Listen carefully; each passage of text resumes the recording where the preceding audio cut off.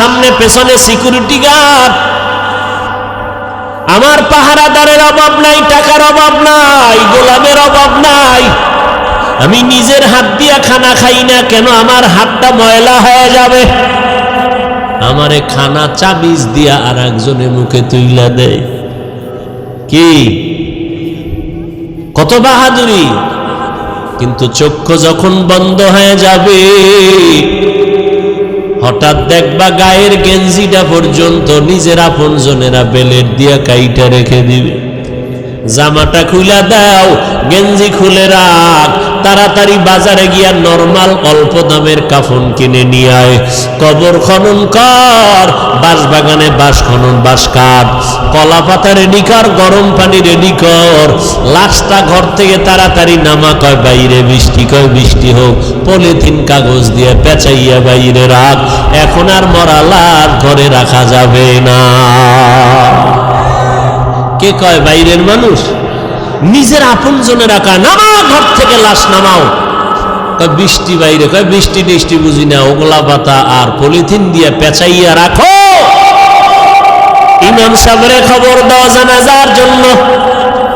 বৃষ্টি এখন কি করি? 2 দিন বৃষ্টি চলে, একটু রাইখা দেই ঘরের মধ্যে, পাহারা দাও। কয় না, যেভাবেই হোক পলিথিন উপরে দিয়া কবর খনন কর, ভেতরে কোন রকম রাখতে পারলেই হয়। দোয়া দায়ী লাগবে না, চাপা মাটি দিয়া চইলা আয়। এখন আর এই মরা লাশের পাহারা দিতে পারবো না। শুধু তাই না, করোনায় দেখাইয়া গেল। কয়েক মাস আগে তোমরা তো ফেসবুক শরীফের ভেতরে দেখেছো, এই যে ঢাকা বাড্ডা থানার ভেতরে আজদাহা 2টা সন্তান, মহিষের মতো 2 সন্তান। বাবায় লেখাপড়া শিখাইয়া গেল, বাবায় টাকার অনেক সম্পদ রেখে মরে গেল। সন্তানেরা বাবার সম্পদ নিয়ে 24টা ঘন্টা ঝগড়া করলো। বাবার লাশটা পড়ে রইল, দাফন করার সময় পাইল না। 2 সন্তান, বাবার টাকা পয়সা নিয়ে ঝগড়া, বাবার লাশ দাফনের ফিকির নাই। এমন কুলাঙ্গার সন্তান জন্ম দিয়ে কি লাভ হবে? আর এমন কুলাঙ্গারের বাবা দাবি করে কি লাভ? যেই সন্তানের মানুষ বদদোয়া করে, এই সন্তানের বাপ হইয়া লাভ কি হবে? এমন সন্তান জন্ম দিয়া কি লাভ হবে? একটা সন্তান যদি এমন হইতো, যেই সন্তানের আদর্শ দেখে আরো 10টা সন্তান ভালো হয়ে গেছে। যেই সন্তানের আখলাক দেখে স্কুলের বহু সন্তান আখলাক কলা হয়ে গেল। স্কুলে ঠিকই পড়ে, কলেজে পড়ে, কিন্তু নামাজ ছাড়ে না, কারো সাথে খারাপ ব্যবহার করে না। এমন ছাত্র কলেজ স্কুলে আছে না নাই? যুবক দেখা হইলেই হুজুরের দেখে আগে সালাম দেয়। ওই সেদিন একটা ছেলে গেছে আপনাদের এই এলাকার, বাবা কোটি কোটি টাকার মালিক, কিন্তু আলহামদুলিল্লাহ ছেলেটা 1 ওয়াক্ত নামাজ বাদ দেয় না। কোরআন শরীফ পড়ে, স্কুল কলেজের পড়াও ঠিক রাইখে আবার আরবি লাইনের পড়াটাও পড়ে। এই সন্তান ও আজীবন স্কুল কলেজে পড়লেও তো সেলিউট দিব, ধন্যবাদ দিব, কলিজা খুইলা দোয়া আসবে, বরদোয়া আসবে না। আল্লাহ গো, এই যুবকের তুমি কবুল করে নাও। এমন একটা যুবক আমার সোনার বাংলাদেশে যদি কোনো জেলার এসপি হয়, ওই যুবকের এসপি গিরিটা চলবে, স্বর্ণের অক্ষরে ইতিহাস হয়ে থাকবে।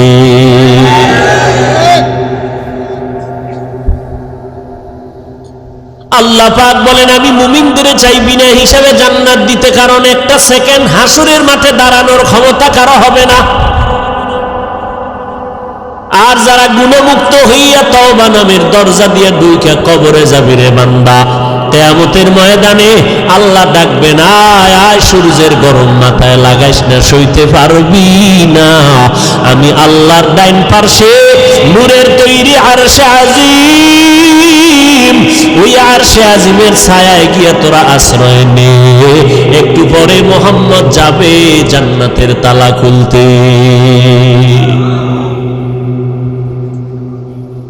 গুনাহমুক্ত যদি পিছনে গুনাহ করে ফেলছি শয়তানের ধোকায়, নফসের ধোকায়, এরে যুবক, মানুষের অন্তরে অনেক শখ থাকে, শখ। কি কয় আমি পার্কে যাবো। আল্লাহ কয় গেছো তো, এবার ফিরে যা। মনের ভেতরে তোর শখ ছিল তুই আড্ডা দিবি, নারীদের নিয়ে দিছো, এবার তওবা কর। মনের ভেতরে তোর শখ ছিল বিড়ি টানবি, গাঞ্জা খাবি, খাইছো, এবার তওবা কর। না হয় মহামারী তোরে এমন ভাবে আটকায় দিবে, মাকে মা বলে ডাক দেওয়ার টাইমও ভাবি না। রাতের বেলা মোবাইল চালাইয়া ঘুমাবি, সকাল বেলা মা আইসা দেখবে সন্তান জমিনে আর জিন্দা নাই। ও আল্লাহর বান্দারা, আমরা যারা টুপি পরলাম, দাড়ি রাখলাম, নামাজ পড়ি, পর্দা করি, হালাল খাই, কোরআন পড়ি, বলেন এই জমিনের মধ্যে কত বিধর্মীরা ইসলামের দুশ্মনী করে। কোরআন বন্ধ হয়ে যাক, মসজিদে তালা দেওয়া হোক, মাদ্রাসা বন্ধ হয়ে যাক, ওয়াজ মাহফিল বন্ধ করে দাও, এমন চক্রান্ত নিয়ে বিধর্মীরা কাজে লিপ্ত হয়ে আছে। কেমনে মাহফিল বন্ধ করা যায়, মুসলমানের আওয়াজ বন্ধ করা যায়, মাদ্রাসা বন্ধ করা যায়, হাফেজে কোরআন বন্ধ করা যায়, মাহফিল বন্ধ করা যায়। এত দুশ্মনের মাঝেও আবার একদল তাদের সাথে গিয়ে তাল মিলায়, ইসলামের ব্যানার লাগাইয়া এরা ওই মুনাফিক বেঈমানের সাথে গিয়ে তাল মিলায় কয় ঠিকই আপনাদের পদক্ষেপ ঠিক আছে, এত ভালো ভালো না, তাবলিগে গিয়া লাভ নাই, তাবলিগটা বন্ধ করে দাও, চরমনাই গিয়া লাভ নাই, চরমনাই বন্ধ করে দাও, কোন পীরের কাছে গিয়া লাভ নাই, আহলে হক পীর মাশায়েখের দরজায় তালা লাগাও, ওয়াজ মাহফিল বন্ধ করে দাও। এইরকম একদল মুনাফিক বেঈমানের সাথে তাল মিলাইয়া তাবলিগে যাইও না, চরমনাই যাইও না, দেওবন্দি কওমি মাদ্রাসায় যাইও না, ওই ওয়াজ মাহফিলে এদের সামনে বসবা না, আবু হানিফার মাযহাব অনুযায়ী চলিও না। এই রকম বলনেওয়ালা অন্তর খারাপ মানুষ আছে না না? আমি বলি ভাইজান আপনি কেন এগুলো বলতেছেন? ঠিক আছে আমি মূর্খ, মূর্খ হিসাবে একটা প্রশ্ন আপনাকে করি ভাইজান, আপনার কথা আমি 1 মিনিট মেনে নিলাম, চরমনাই যাব না, উজানি যাব না, বাহাদুরপুর যাব না, নানুপুর যাব না, আহলে হক কোন পীরের কাছে যাব না, দেওবন্দে যাব না, কওমি মাদ্রাসায় যাব না, তাবলিগে যাব না। খবরদার, আপনার কথা 1 মিনিটের জন্য মেনে নিলাম। এবার আমার মূর্খ হিসাবে আপনার কাছে দাবি, বলেন এই এই এই এই ঠিকানায় যাব না, তাহলে আমার তো আল্লাহ দরকার, আমার তো নবী দরকার, আমার তো মোনাজাতে কান্না দরকার, আমি গুনাহ থেকে মুক্ত হওয়া দরকার, আমি তো আমার হাতটাকে পবিত্র বানানো দরকার, আমি তো সুন্নাতওয়ালা পোশাক পরা দরকার। বলো এই এই ঠিকানায় যাব না, নতুন একটা ঠিকানা দাও যেখানে গেলে বয়ানে কান্না আসবে, দিলটা নরম হবে, আখেরাতের কথা স্মরণ হবে, দাড়ি বিহীনওয়ালা দাড়িওয়ালা হয়ে যাব, সুদখোরওয়ালা সুদ ছেড়ে দিব, বেপর্দাওয়ালা পর্দা করব, আল্লাহর নবীর সুন্নতের মালাটা গলায় লাগাবো। এমন একটা ঠিকানা আমাদের বলে দাও। এরা এদিকেও যাইতে দেয় না, ঠিকানাও নতুন দেয় না। তাহলে আমরা বুঝতেছি এরা আসলে আমাদের কল্যাণ চায় না, এরা বিধর্মীদের পা চাটা দালালি করে। এই যুবকেরা, সহজ কথা না বুঝলে আর কেমনে বুঝাবো? তাবলিগে যাব না, চরমনাই যাব না, আবু হানিফারে মানব না, কওমি মাদ্রাসায় যাব না, দেওবন্দির কাছে যাব না, সব ছেড়ে দিব। তবে কোথায় যাব? ঠিকানা দাও আলাদা, যেখানে গেলে দাড়ি উঠবে, টুপি উঠবে, দাড়ি উঠবে, পাগড়ি উঠবে, কান্না আসবে, আমল হবে, মা বাবার খেদমত করতে পারবো, আকীদা ঠিক হবে, এরকম একটা ঠিকানা দাও। ঠিকানাও দেয় না, ঠিকানাও। আর এরকম ঠিকানা আমরা তো দেখিও না যে চরমনাই, তাবলিগ, দেওবন্দি, কওমি, উজানি, বাহাদুরপুর, নানুপুর, হক্কানি পীর মাশায়েখ ছাড়া ভণ্ড টন্ড যেটি আছে এদের কাছে গেলে যে দাড়ি উঠবে, কান্না আসবে, এরকম একটা জায়গাও বাংলাদেশে আমি দেখি না। বরং তাবলিগে আসিল, একটু আমল টামল করছে, ঠিকানা হারাইয়া উল্টা পাল্টা দৌড়াইয়া কয় তাবলিগ করা শিরিক। দাড়ি ছোট কেন? কয় মওদুদি সাহেবের ফতুয়ায় আছি, এখন মদিনার ফতুয়ায় নাই। কি আমল টামল ছেড়ে দিস, আগে একটু নফল টফল পড়তাম। না না না, নফল নাই। আরে নফল পড়বো মিয়া, আমগো হুজুরে কইছে বিতির নামাজও লাগে না, ব্যাস। অমুখে কাফের, অমুখে মুশরিক। আরে বাপরে বাপ, এটা কাফেরের কন্ট্রাক্টরই লইছে, আছে না নাই? কাফের কইতে জিব্বায় মোটেও বেরেক নাই। এগুলো কেন? আল্লাহর ভয় অন্তরে না থাকলে এগুলো হয়। আরে আমরা আমগো বিপরীত লাইনে যারগো, আর যারা আমগো খালি গালি দেয় মোহাব্বতে বিসমিল্লাহ সারা, পাঁচকল্লি ছিঁড়ে ফেলে দাও, এটা মুসলমানের টুপি না। এইভাবে বলার পরও আমরা কখনোই অশালীন কথা বলি নাই, বলছি। অথচ আমাদের বড় বড় বড় বড় ব্যক্তি যারা বুজুর্গ, এদের নাম নিয়ে নিয়ে আহা কি বলবো, আল্লাহ হেদায়াত দান করুন। সব ভেজাল থেকে মুক্ত হওয়ার একটাই মাত্র পথ। কি পথ? গেছে, ভুলে গেছে কি? তওবা করে আবার তওবা ভাঙ্গিলাম, অবশেষে খাঁটি তওবা করিলাম, অবশেষে খাঁটি তওবা করিলাম। সকলেরই দরজা হইতে ফিরিয়া আপনারও দরজায় রইলাম পড়িয়া। আপনি যদি মাফ না করেন বান্দারে, বলে না আপনার বান্দা যাবে কার দ্বারে। আল্লাহ বলেন, বান্দা তওবা ভঙ্গ করেছ, আবার কর, আবার কর, আবার কর। কারণ আমি তওবাকারীকে কেমন ভালোবাসি জানুনি রে বান্দা। আমি আল্লাহ তওবা করনেওয়ালারে এত মহব্বত করি, গুনাহ করাটা এত মারাত্মক না, তওবা না করাটা যেমন মারাত্মক।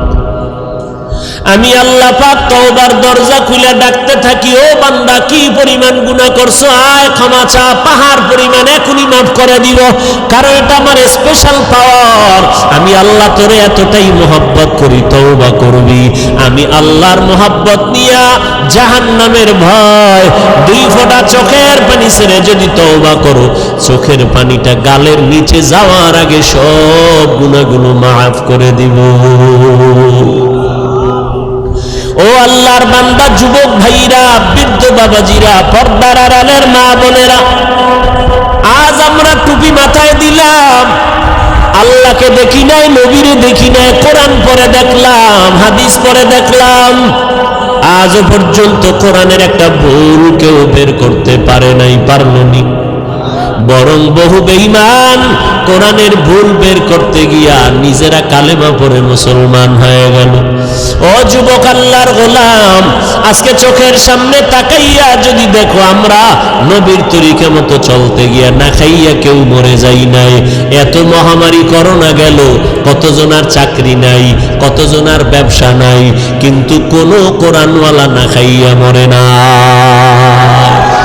তাদের কুদরত দারি বার কামাল, আন্তা রব্বি আন্তা হাসবি জুল জালাল, তুহি কাদের জলিলুল্লাহ জাহাদার, মহর হালে তুহি মেরা নিগাহদার। আল্লাহ পাক রব্বুল আলামিন বলেন, এই কোরআনে কোনো ভুল নেই, চ্যালেঞ্জ দিয়ে দিলাম। ও যুবক, আজকে তুমি মনে মনে ভাবতেছো টুপি মাথায় দিলে মাথা গরম, দাড়ি লম্বা করলে যৌবনের ভাব চলে যাবে। ও আল্লাহর গোলাম, এত চিন্তা তো আমগো মাথায় ছিল। টুপি মাথায় দিলে মনে হয় স্বাধীনতা থাকবে না, না খাইয়া মরব না। ও যুবক ভাই, আপনারা যারা নামাজ পড়েন না, দাড়ি রাখেন না, পর্দা করেন না, হালাল খান না, নবীর তরিকা মানেন না, আপনারাও 3 বেলা খান, আমরা কোরআনওয়ালারাও 3 বেলা খাই, নাকি না খাইয়া থাকি। আপনারাও ঘুমান, আমরাও ঘুমাই, আপনারাও ব্যবসা করেন, আমরাও ব্যবসা করি, আপনারাও চাকরি করেন, আমরাও চাকরি করি, আপনারাও দেশ বিদেশ সফর করেন, আমরাও।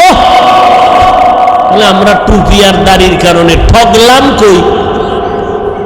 হ্যাঁ, বরং সম্মান তো আলহামদুলিল্লাহ 1000 কোটি গুণ আপনাদের তুলনায় কোরআনওয়ালাদের বেশি না কম? চেয়ারম্যান সাহেব দেখলেই সালামু আলাইকুম হুজুর দোয়া করবেন। নির্বাচনের আগে ইমাম খতিব সাহেবের কাছে গিয়া কয় হুজুর দোয়া করবেন, নির্বাচনে দাঁড়াইলাম। এমপি সাহেব দেখা হইলে দোয়া করবেন, সালামু আলাইকুম। মন্ত্রী মহোদয় দেখা হলে হুজুর দোয়া করবেন। এইভাবে অসুস্থ রোগী হসপিটালে কান্না করে, সন্তানেরা দৌড়ায় হুজুর দোয়া করবেন। 1 খতম কোরআন করেন। ও আল্লাহর বান্দারা, আজকে ধুলা দিয়া চোখের মধ্যে বাজে কথা বলে, হুজুরেরা ভিক্ষা করে খায়। খোদার কসম, হুজুরেরা ভিক্ষা করে খায় না, বরং মানুষের অন্তরে আল্লাহ এই পরিমাণ মোহাব্বত বাড়ায় দিলেন, মানুষগুলো কলিজা দিয়া হুজুরদের মোহাব্বত করে। একটা গাছে ভালো ফল হয়, কয় বড় ফলটা হুজুরের দিয়া দিব, ইমাম সাহেবরে দিয়া দিব।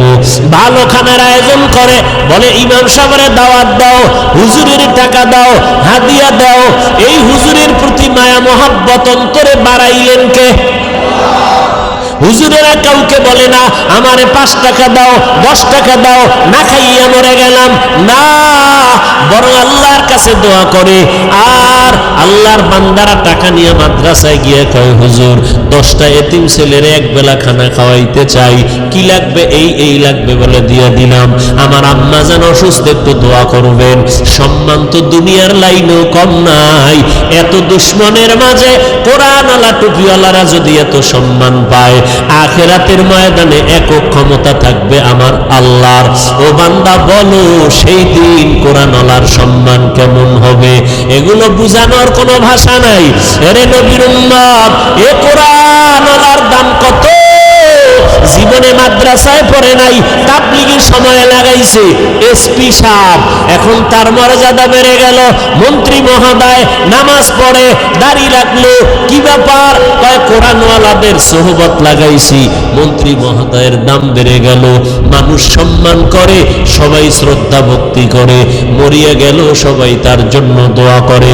এরে নবীর উম্মতের দল, স্কুলের মধ্যে যেই ছাত্রগুলো নামাজ পড়ে, 2-1টা অন্তর খারাপ বলা ব্যতীত সবাই দোয়া করে। যেই সমস্ত ছেলে মেয়েরা আড্ডা দেয়, কি দেয়? আড্ডা দেয়, গান বাজনা করে। যেই ছেলেটা ক্লাসের মধ্যে একটু পর্দা, একটু নামাজ, এদিকে মাইল বেশি, এ মেয়েরাও কয় খবরদার এই ভাইরে ডিস্টার্ব করিস না, ও তো আমগো আড্ডা আইতে চায় না, ওর কায়দায় থাকতে দে। কথা ঠিক নেই? আল্লাহ পাক দেখায় দিলেন, রে গোলাম একটু নজর করে দেখো, তোমরা টুপিদারি রাখবা না কেন? বলো কেন? কি সমস্যাটা কোথায়? ব্যবসা চলে যাবে। কই টুপিদারিওয়ালারাও তো কোটি টাকার মালিক, ব্যবসা করে, তুমি কেন বলবা টুপিদারি রাখলে নবীর তরিকায় চললে পারি না? স্বাধীনতা কই? নবীর তরিকাওয়ালাদের তো স্বাধীনতা নষ্ট নাই, যেখানে সেখানে বেড়াইতে যায়, সফর করতেছে, কোনো দিক থেকে তো পেছনে নাই। তুমি কেন নবীর তরিকা মতো চুলটা রাখবা না, দাড়িটা রাখবা না, পর্দা করবা না? এবার আসো আর একটা লাইনে তাকাও, তোমার আমার মতো যুবক র্যাব আর্মি পুলিশ বিডিআরের চাকরি করে, দাড়িওয়ালা নামাজি আছে না নাই? বিবেকটাকে জিজ্ঞেস করো, বাবা তুমি কেন পারবা না? তোমার আমার মতো যুবক রাস্তায় গাড়ি চালায়, দাড়িওয়ালা নামাজি ড্রাইভারের অভাব নাই। আজান হয়ে গেল, গাড়িটা ব্রেক করে মসজিদে দাঁড়ায় গেল, মুক্তাদ সব ড্রাইভার, হেল্পার, কন্ট্রাক্টর, যাত্রীরা পর্যন্ত নামাজ আদায় করে মসজিদে। হাইওয়ে রোডে ঘুরলে দেখবা, যাইবার সময় দেখবা নামাজের টাইমে গাড়ি রাস্তায় দাঁড়ানো, লাইন দিয়া দাঁড়ায় গেছে, সব যাত্রীরা নামাজে, ড্রাইভার নামাজে চলে গেল। এরে নবীর উম্মতের দল, তোমার আমার মতো যুবক দেখো, ময়দানে কৃষি কাজ করে, দোকানে কর্মচারী, নামাজদারিওয়ালার অভাব নাই, এক বেলার নামাজও বাদ দেয় না।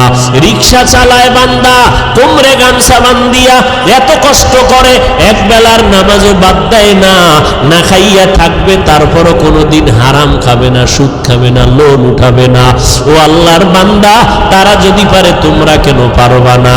বাহাদুরি বাহাদুরি ভাব, মনে মনে ভাবতেছো হুজুরেরা তো আসলে ফকির, এরা তো গরিব।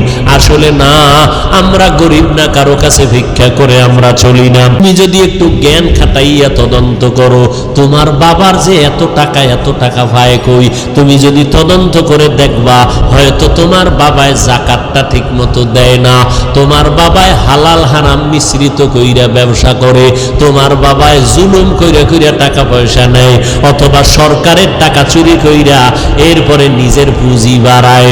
ও বাবা, দেখবা তোমার বাবার থেকে ডাকাত আর কেউ নাই। হুজুরেরা চোর না, ডাকাত না, বরং তুমি খোঁজ নিয়ে দেখো হালাল ভাবে ব্যবসা কয়জনে করে, হালাল ভাবে চাকরি করিয়া কে কয়তলা বিল্ডিং করেছে, একটু নজর করে দেখো। কোন হুজুরকে তোমরা ছোট মনে করিও না। আসলে এগুলো ছোট মনে কইরা কি বুঝায়, তোরা হুজুর হবি না, এটা বুঝানোর জন্য একটা চাপা দিল।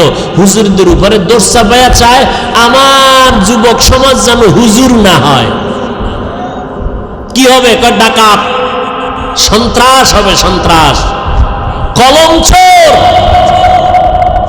সরকারের টাকা চোর, আর লেখাপড়ার জীবনে হবে বিদ্যা চোর।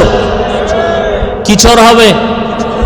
যেই বিদ্যা পড়িয়া শিক্ষিত, বড় দামি চেয়ারে বসে, সেই শিক্ষার পাতা চিরা চিরা জুতার ভিতরে ঢুকায় নকল। আছে না নাই? বিদ্যার সাথে এখনই যদি বেয়াদবি হয়, এই সন্তানের দ্বারা আদর্শ সমাজ গঠন হবে না। ও আল্লাহর বান্দারা, যদি বাহাদুরি বাহাদুরি ভাব দিয়া হুজুরদের বিদ্যাঙ্গুলি দেখাইয়া বলো টুপি পরব না, দাড়ি রাখবো না, নামাজ পড়বো না, দেখি কে কি করে, আল্লাহ কয় নবী জানায়া দেন, ওরে করব কি হুজুরে করবে না, আমি আল্লাহই করব।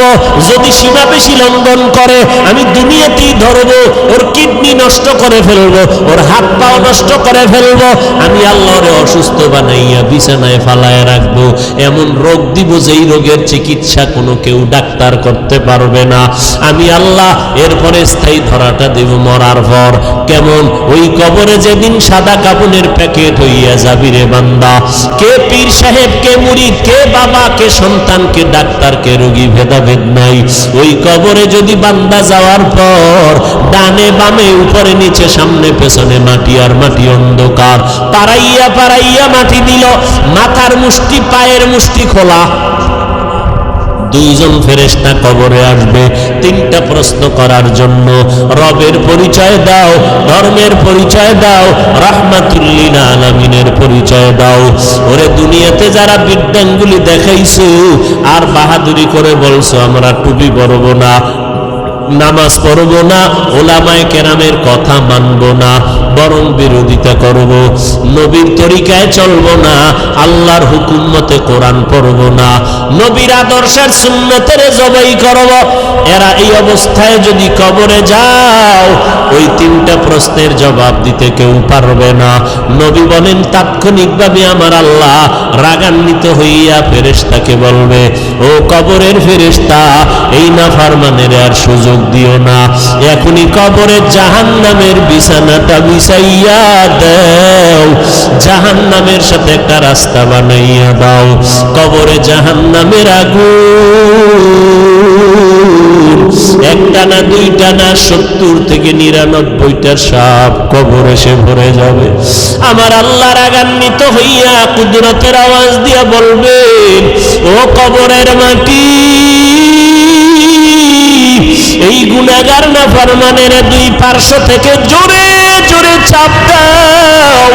এত জোরে কবরের মাটি দুই পার্শ্ব থেকে চাপ দিবে। নবী বলেন, এক পার্শ্বের পাঁজরের হাড় আর এক পার্শ্বে পাঁজরের ভেতরে ঢুকে যাবে। ও আল্লাহর বান্দা, এইরকম আযাব একদিন আর দুদিন না, কিয়ামতের সিংহায় ফুৎকার দেওয়া পর্যন্ত কবরে হতে থাকবে। ওই কবরের আযাব এত ভয়ঙ্কর, এত মারাত্মক। জান্নাতি সাহাবী 10 জনের মধ্যে একজন হযরত ওসমান রাদিয়াল্লাহু তাআলা আনহু কবরের কিনারা দিয়ে গেলেই হাউ মাউ করে চিল্লাইয়া কান্না করতেন। জান্নাতি সাহাবী ওসমান কবরের কিনারা দিয়ে গেলে কান্দেন কেন? ওসমান বলে, মরণের পর কবর হলো প্রথম ঘাঁটি, যদি আমি ধরা খাইয়া যাই আমার উপায় নাই। ওই ভয়ে আমি চোখের পানি ধরে রাখতে পারি না, কবরের আযাবের ভয়ে।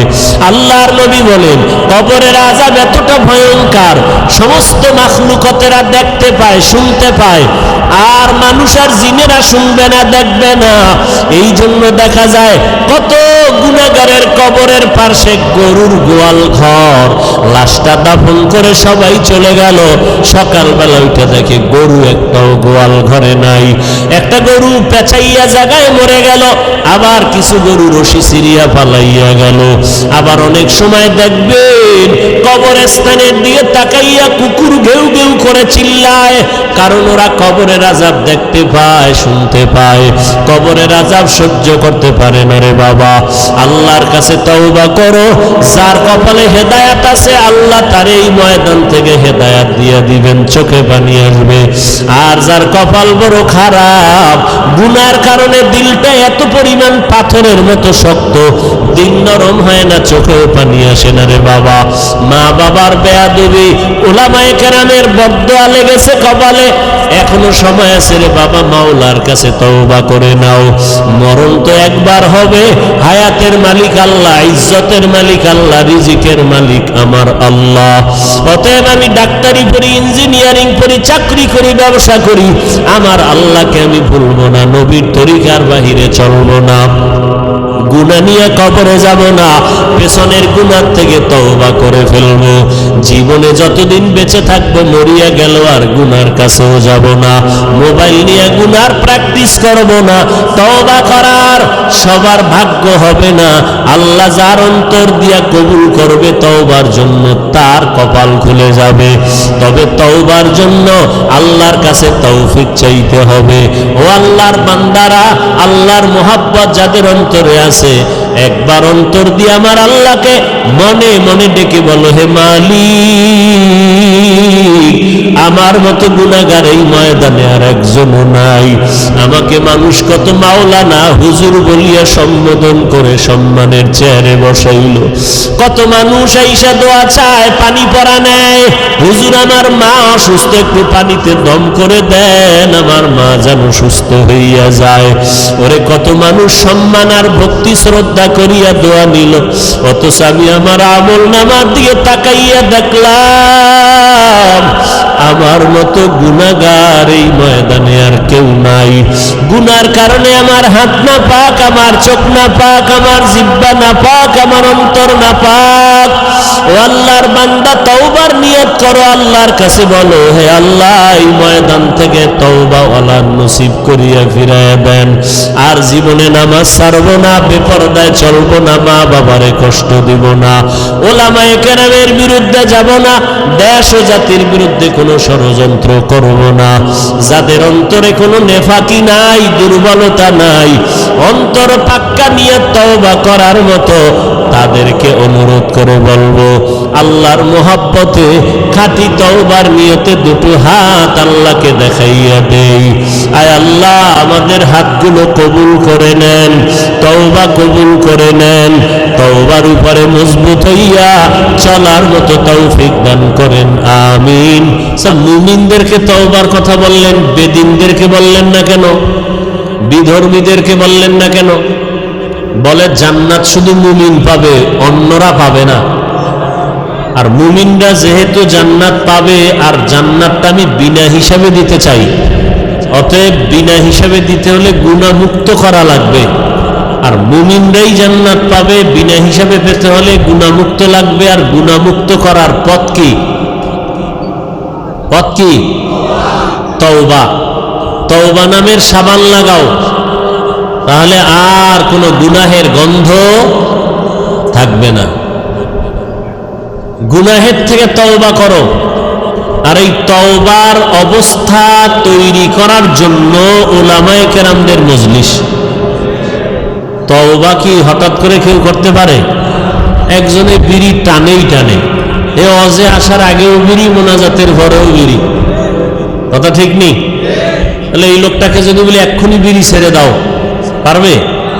বলে তওবার পরিবেশ তৈরি করার জন্য উলামায়ে আহলে হকের সংস্রব লাগবে, মজলিসে বসতে হবে।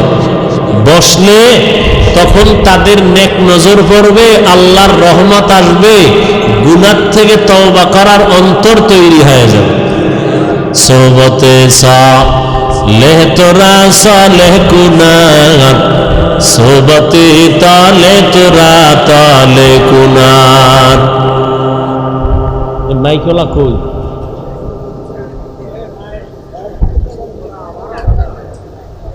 বুঝে না কিছু?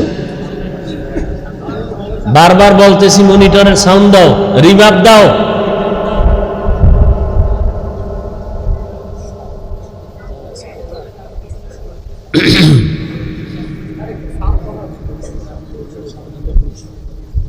আল্লাহ ওয়ালাদের সোহবতে গেলে নবীজি বলেন মুর্দা দিল জিন্দা হয়। কি দিল জিন্দা হয়? এই জোরে খান। খারাপ লাগতেছে? ঘুমাইবেন? বাঙালির ঘুম আছে? গজবের মোবাইল কেড়ে নিয়েছে ঘুম। আর এখন যে গরম, এ যুবকেরে এসিতে দিলেও ঘুমাইব না। হে আরো আরামে বলবে আমার মোরা খাবারটা ঠিক মতো হবে। ঘুমায় না, ঘুমাইব ফজরের পর, তাহাজ্জুদ পইরা এরপর ঘুমাব। আল্লাহ হেদায়াত দান করুন। তাহলে মোবাইল চালাইয়া কত রাত কাটাইলি রে যুবক? আল্লাহর কোরআনের বাগানে যদি একটা রাত কাটাও আর কবুলি যদি হইয়া যায়, জান্নাতে ঢুকতে আর কোনো টিকিট লাগবে না। এজন্য আল্লাহ ওয়ালাদের সোহবতে মজলিসে বসা খুব জরুরি। নবী বলেন লাভ কি? মুর্দা দিল কি হয়? কথা বলেন না কেন? قال النبي صلى الله عليه وآله وسلم عليك بمجالسة العلماء واسمع كلام الحكماء فإن الله لا يحيي القلب الميت بنور الحكمة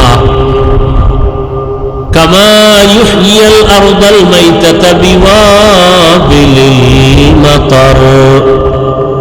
পয়গম্বর বলেন, অতীতের একজন লোকমানে হাকিম, বড় দামি মানুষ, জ্ঞানী মানুষ, তার সন্তানকে উপদেশ দিতেছিলেন, ও সন্তান, উলামায়ে আহলে হকের মজলিসে বসো, তাদের হিকমত পূর্ণ কথাগুলো শ্রবণ করো।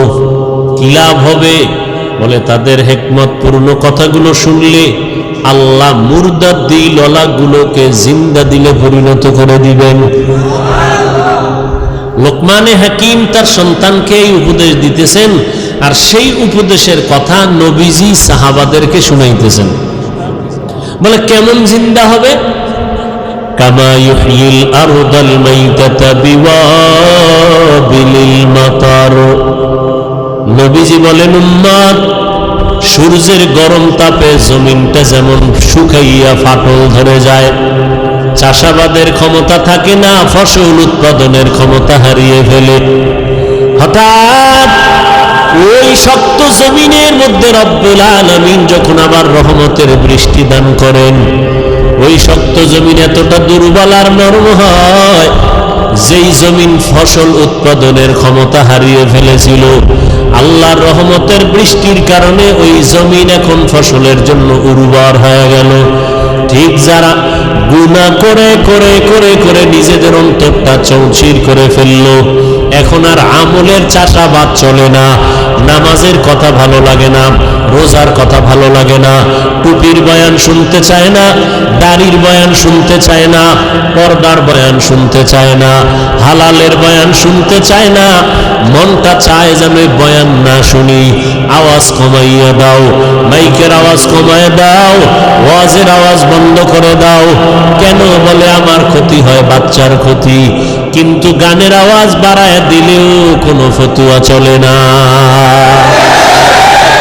এরকম অন্তরওয়ালা আছে না নাই? এদের অন্তর সাফ না নাপাক? মরিচিকা পড়ে গেছে, গুনাহের মরিচিকা অন্তরে পড়ে গেল। আল্লাহর নবী বলেন, উলামায়ে আহলে হকের চেহারা দেখো আর তাদের মজলিসে বসবা, কারণ আর কোনদিন মুহাম্মদ আমার শেষ নবী, তার চেহারা দেখতে পারবা না, তার সামনে বসতে পারবা না।